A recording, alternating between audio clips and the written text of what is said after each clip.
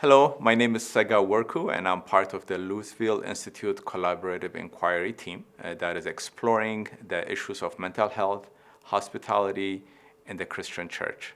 Today, I'm going to talk to you about self-care for members of your counseling team. So when we think about relationships, we know that we are made for a relationship. We have our relationship with our Creator, with God, have a relationship with others, and also we have a relationship with ourselves.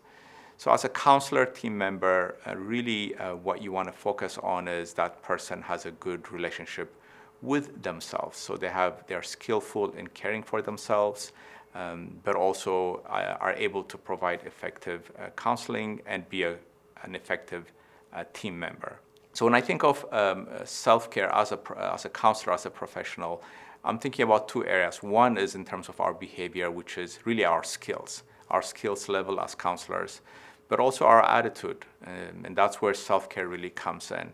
When we're really poor in our self-care, our caring ability to care for other people becomes really compromised.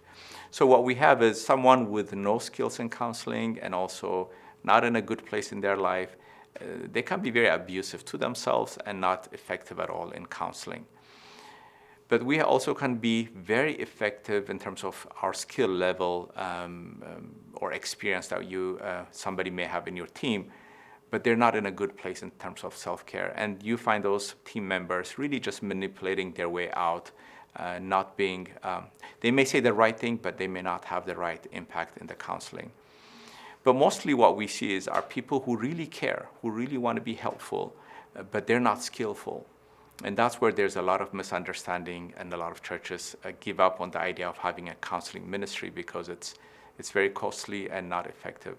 So what you want to do is you want to make sure that your team members are receiving ongoing training in terms of counseling skills, that they're being supervised and trained, while you make sure they're also taking care of themselves. If by any chance they are struggling in their own personal life and they're just hard for them to care, it's better to give them a break, and so they can come back later on once they have their life together.